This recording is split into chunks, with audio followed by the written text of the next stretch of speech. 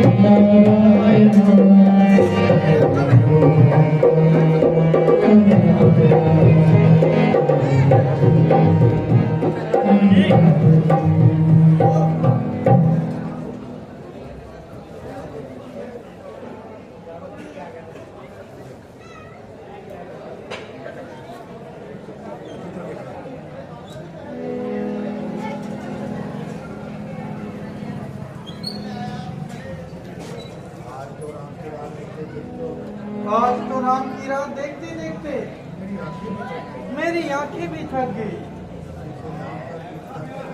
उसी के नाम का गीत गाते गाते मेरी जुबान भी थक गई। मेरा बेटा राम अभी तक नहीं आया। मेरी आशाओं के बाप हमारे अभी तक नहीं आया है। आज मेरा दाहिना नेत्र क्यों कट रहा है और गिरहारों की दुख के कारण मेरा कलेजा क्यों धड़क रहा है। दया करना भगवान, दया करना। घर आ जाए राम बेटा तो ऊंचा सितारा देखो, ले लो बड़ाई सारी जब आंखों का तारा देखो। माता जी का नाम चरण की प्रभु के नाम राम तो ठीक करने का है। मैंने रात भर जाकर श्री विष्णु जी का 1 लाख जाप किया है। मैं अपने आंखों से श्री विष्णु के चरणों का मंगल दिने लगाती हूँ। बैठ बेटा, आजकल ध्यान कर। मैं भगवान के चरणों का प्रसाद देता हूँ। देखता क्या है बेटा? कुछ नहीं माँ, बहुत जल्दी है क्या? माता जी अब इस आसन पर बैठना मेरे लिए कठिन हो गया है। हाँ हाँ, रात के आसन पर बैठने जा रहा है ना, इसलिए माँ का आसन अब व्यतीत हो गया। माँ शायद आपको मालूम नहीं कि अब मेरे लिए उषा के आसन पर बैठने का समय आ गया है। राज करने जा रहा है या तपस्या? तपस्या माँ, तपस्या।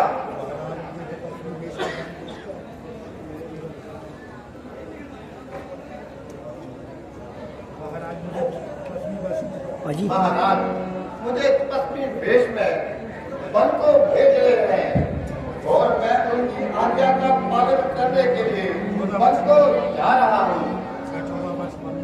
मैं 14 वर्षों के लिए वन में रहूंगा और महाराज अयोध्या का राज भैया भक्त को देंगे। कैसे मुस्कुराकर माँ से हंसी कर रहा है बेटा? ये हंसी नहीं अटल सत्य है माँ,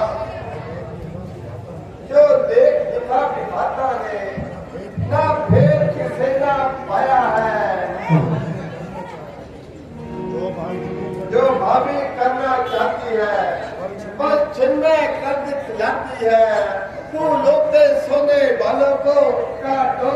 शेष रात्रि है। माता जी, मेरे लिए ये राज सिंहासन कुछ भी नहीं है। मैं अपने पिताजी के वचनों का पालन करने के लिए मलक को जाऊंगा।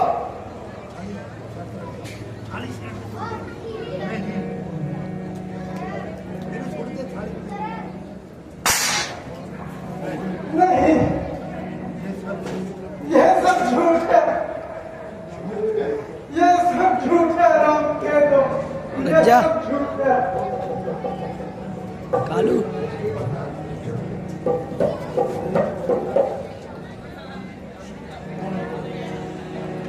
राज के बदले माता मुझको, राज के बदले माता मुझको, हो गया हुक्म फकीरी का, हो गया हुक्म फकीरी का। खड़ा हूँ इधर माता मैं, तेरे हुक्म फकीरी का। राज के बदले माता मुझको, राज के बदले माता मुझको, हो गया हुक्म फकीरी का, हो गया हुक्म फकीरी का। खड़ा हूँ माता तेरे हुक्म फकीरी का, खड़ा हूँ माता मैं, तेरे हुक्म फकीरी का। दिया भरत को राज पिता, दिया भरत को राज पिता, मुझे हुक्म बन जाने का, मुझे हुक्म बन जाने का। 14 साल रहूं मैं बन, हुक्म नहीं भर जाने का। 14 साल रहूं मैं बन, हुक्म नहीं भर जाने का।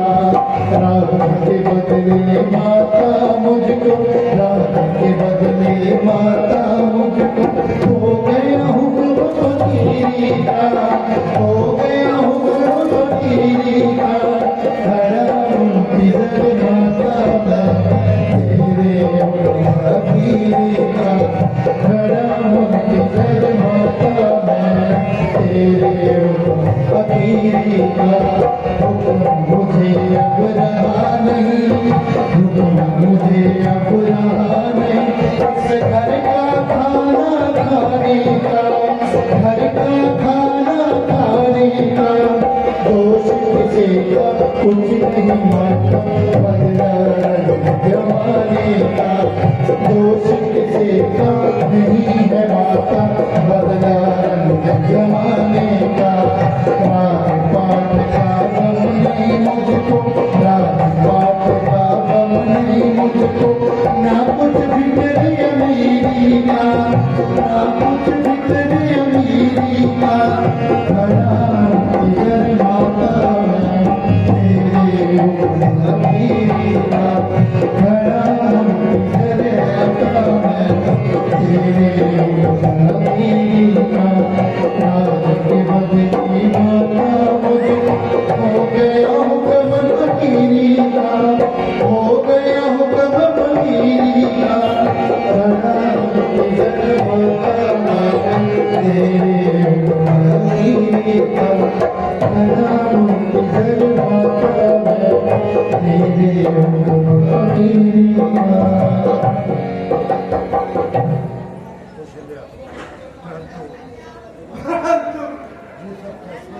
यह सब कैसे और किसने किया? राज्याभिषेक के लिए तो महाराज स्वयं उद्घटित हो गए थे।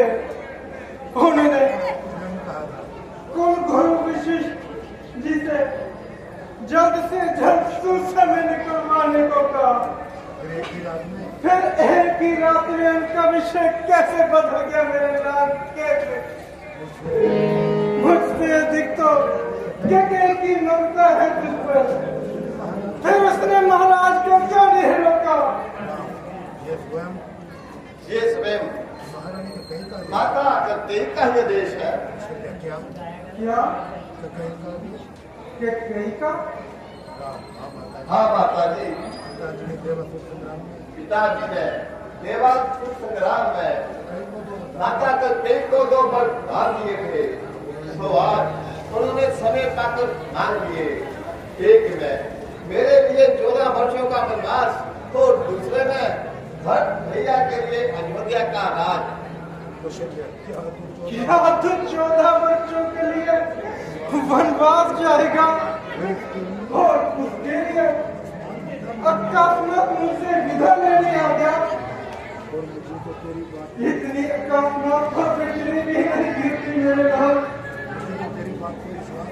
मुझे तो तेरी बात पर भी विश्वास नहीं होता। ऐसे साहब से कह गया वनवास, वनवास का अर्थ नहीं जानता है मेरे लाल। तेरे जाने के पश्चात क्या मैं जीवित तो रह पाऊंगी? नहीं, तू कहीं नहीं जाएगा मेरे लाल, तू कहीं नहीं जाएगा। माँ, पर पिताजी की आज्ञा है। माता का भी तो उतना अधिकार है जितना कि पिता का। तुम माता की आज्ञा के बिना कहीं नहीं जाएगा। परंतु माँ की भी तो आज्ञा मिल चुकी है। माता की उन्होंने मुझे स्वयं आज्ञा दी है। का इसमें स्वार्थ है। उसकी आज्ञा का क्या मोल है बेटा? मेरे लिए कि केवल भी वैसी ही माता है जैसे कि आप। मैं कुछ सुनना नहीं चाहती राम। तुम मेरी आज्ञा के बिना कहीं नहीं जा सकता।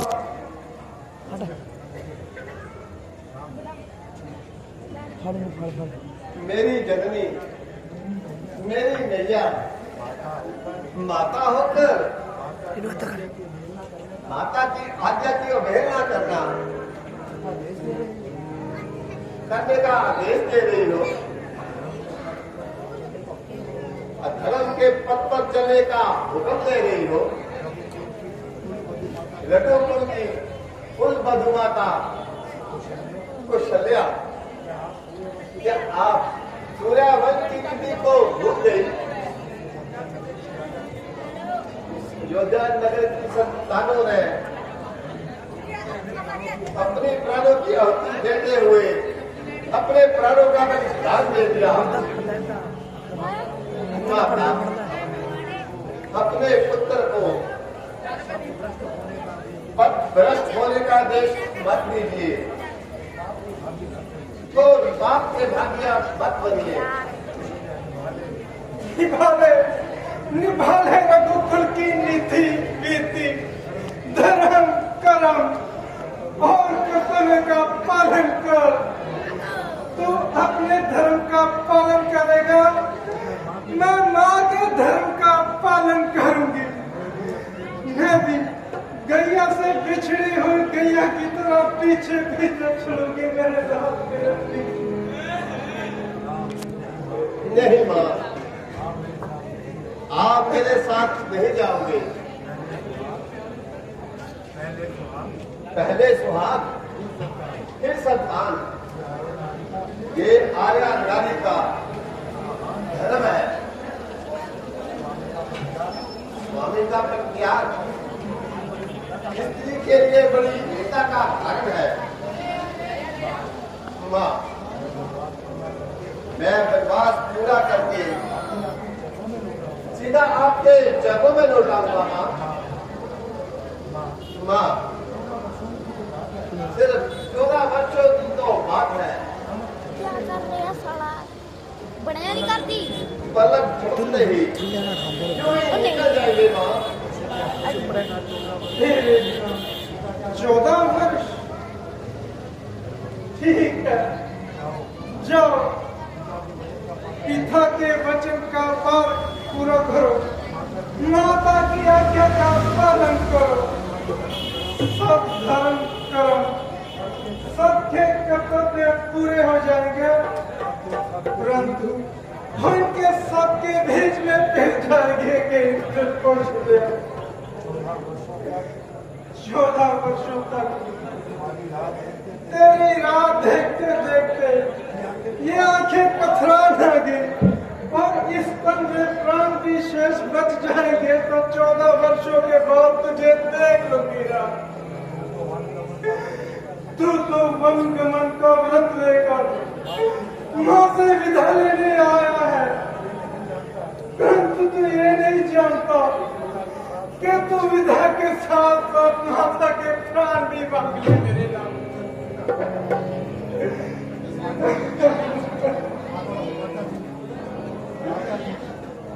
माता जी, सीते, मेरी बच्ची, मेरी बेटी, देख ये क्या हो रहा है?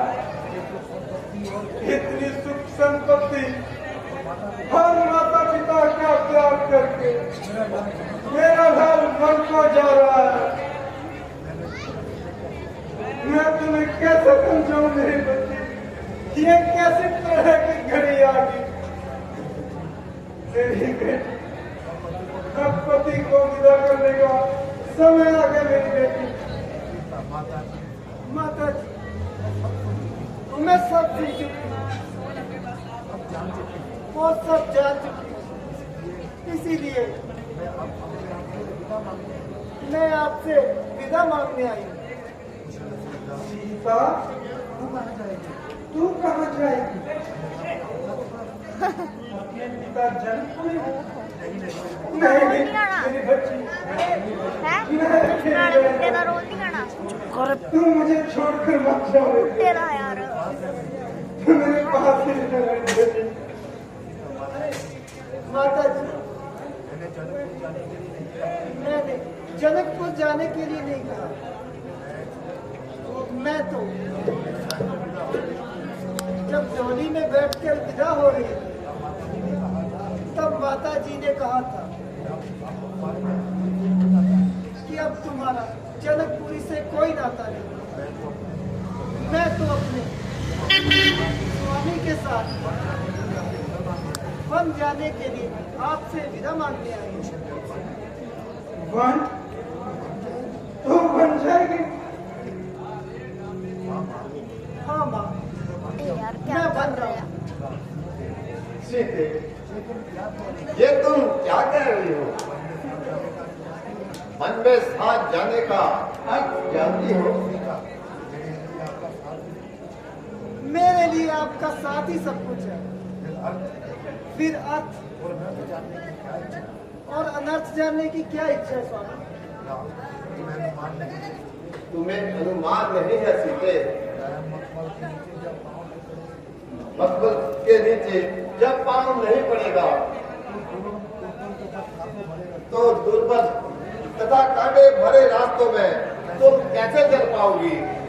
जब महलों का सुख याद आएगा तो बहुत पछताओगी।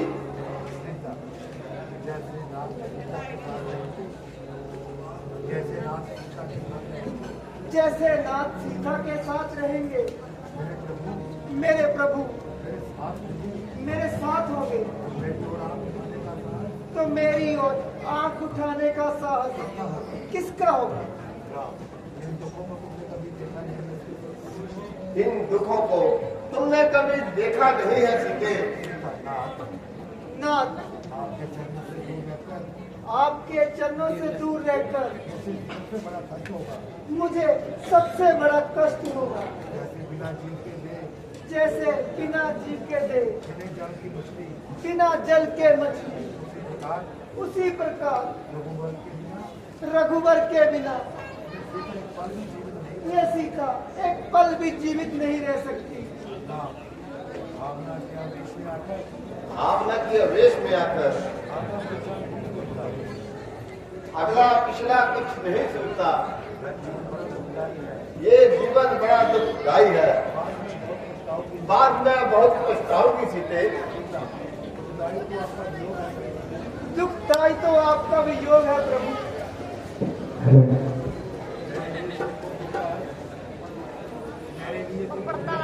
मेरे लिए सुख और दुख का इतना ही है कि आप जहाँ हैं वहाँ मेरे सॉरी लिए यार। सुख ही सुख है। माइक सेट कर।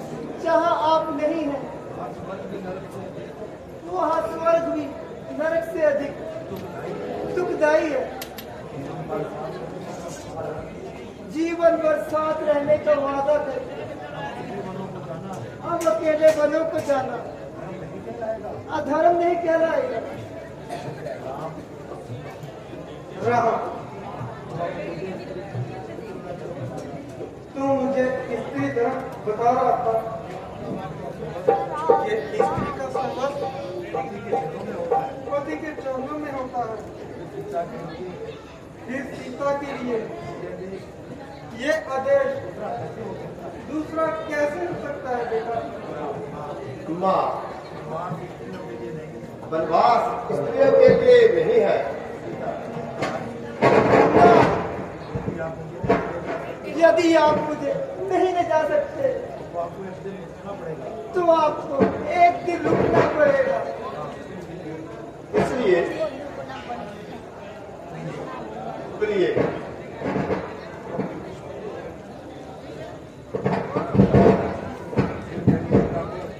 फिर मेरी चिता को अग्नि कौन देगा? सीते, ये ठीक कहती है राम। अगर सीता के प्राणों की रक्षा चाहते हो तो इसे अपने साथ ले जाओ, मैं अकेली रह जाऊं। ठीक है सीते, तो तुम मर जाने की तैयारी करो।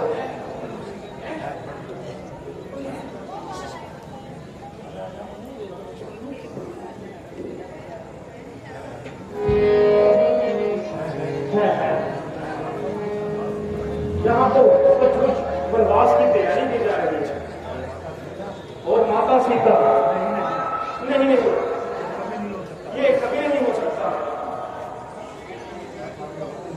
माता के होते हुए भाई राम और माता सीता वन को नहीं जा सकती। ये मेरा फैसला है। तब तो ताज का भी अभी झगड़ा मिटाता हूं। दुश्मनों की अपनी करनी का अभी मजा चखाता हूं। वह है जो अपनी साजिश को उधम मचाने के लिए मैंने खाई है कसम उनको मिटाने के लिए। भैया लक्ष्मण शांत, इतनी छोटी बात पर इतना क्रोधित होना अच्छा नहीं है। आखिर धर्म की माता हमारी भी तो माता है, इसलिए मुख से ऐसे शब्द तुझे नहीं निकालने चाहिए। क्यों नहीं भ्राता जी? आपको ये छोटी सी बात महसूस होती है, कुर्सी इधर करना पैना है। किंतु अयोध्या वासियों के लिए ये वज्रपात है। धिक्कार है उस नारी पर, धिक्कार है उस मनुष्य को, हकदार का हक जो मारे जो। तेरा रोल है परबस होकर किनारी के अपना धर्म बिचारे जो। धिक्कार है उस नारी पर, इस तरी धर्म पहचाने जो। अपने सुख के कारण जो तुरी है नाक कटाने को। अफसोस आज तक मैंने ये नहीं सुना। ला दे इधर दे। मैंने समझा कि माता के हृदय में अमृत होता है, वो बंद करना ना, छड़ दी। पर अब मालूम हुआ सौतेली माँ के हृदय में सौतेली औलाद के लिए हमेशा जहर होता है। लक्ष्मण, ये तुम क्या कह रहे हो? पिताजी का हुक्म हम सबके लिए सिरधारी है। उनकी आज्ञा का पालन करना पढ़ ले पर्दा हमारा धर्म है। छोड़ लो ये उड़ आम खा जोश में लक्ष्मण तुम आना रहे, जल्दी आग पर तेल का, ये पाना नहीं अच्छा। अंकल दे रहे हैं फर्ज अपना जो है अपना, अंकल दे रहे हैं उसको भुलाना नहीं अच्छा।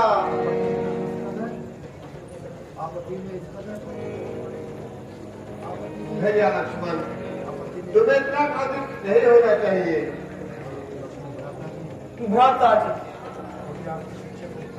मुझे आपकी शिक्षा स्वीकार है और राज्य कार्य में बाधा डालना इतनी स्त्री जाति का कहाँ का अधिकार है? भाई लक्ष्मण, छोड़ो इन बातों को। अब तुम मेरे पीछे से भक्त भैया का राज्य में हक बिठाना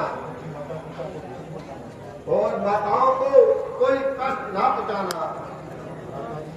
भ्राता जी,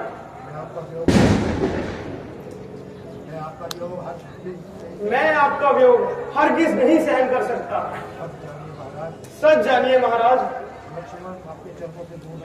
लक्ष्मण आपके चरणों से दूर नहीं रह सकता। घर छोड़कर भगवान मुझको कौन मन में जाएंगे? मैं अयोध्या में रहूंगा,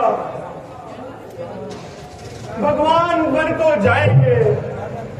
भैया लक्ष्मण, मैंने तुम्हारे मन की भावना को पहचान लिया है। अच्छा चलो, तुम भी तैयार हो जाओ और माता सुमित्रा से आज्ञा ले लो। जो आज्ञा भ्राता जी। लो, माता जी तो इधर ही आ रही है। माता जी पर नाम। चिरंजीव रहो मेरे नाथ। तुम मेरी आंखों के तारे हो, मुझे तो तुम लक्ष्मण से भी ज्यादा प्यारे हो।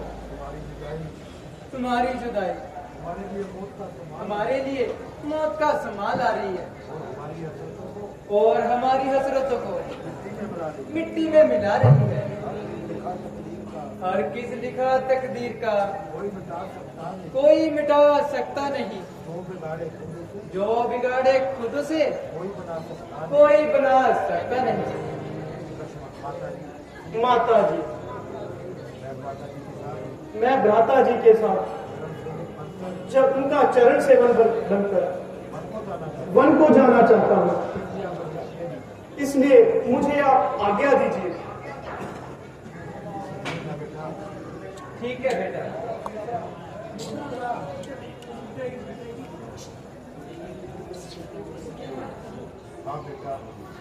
हाँ बेटा, जाओ, बड़ी खुशी के साथ जाओ। बड़े भाई की सेवा करो और अपने कर्तव्यों का पालन करो।